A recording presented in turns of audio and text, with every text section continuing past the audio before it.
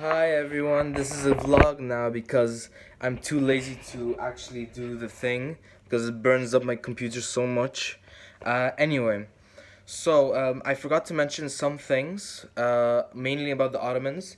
Suleiman, he was a good ruler because for like two reasons I think. Yeah, he was good. He was good military strategist. He conquered Belgrade, and if you can like see it see it over there, it's somewhere here.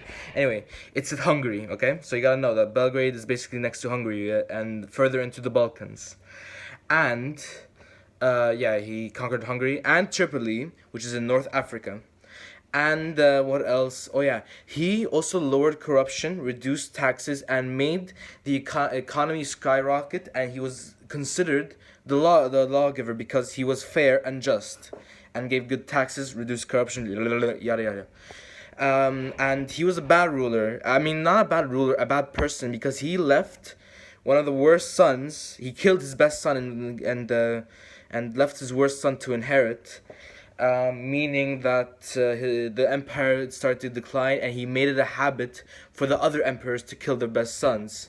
Now, how that is a habit, I don't know, but this is what I think this is the Mister told us. Anyway, also about the no, yeah. Oh yeah, I forgot the definitions. So there's hold on, yeah, there's Ghazi over here. I think it's backwards for you guys. Anyway, Ghazis is basically a warrior of Islam.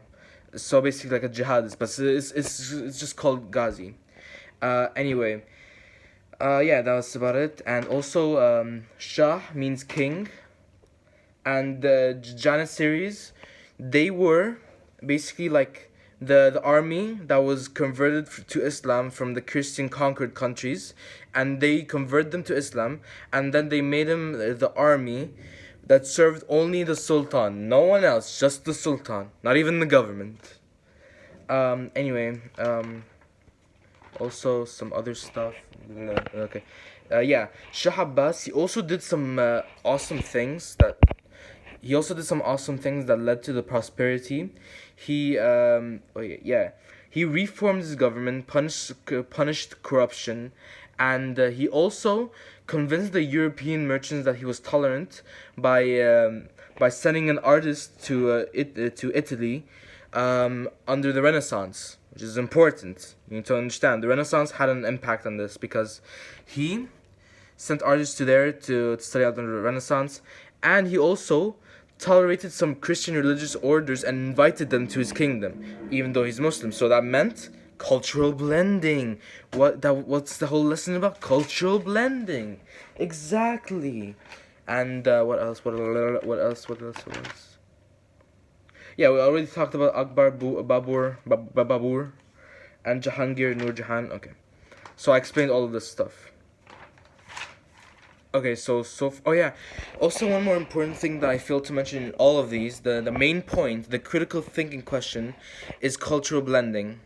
So, one of the reasons why the Ottoman Empire fell was because they tried to blend both cultures, both Turkish and European, and that went horribly, which is like the second reason why they fell in the first place.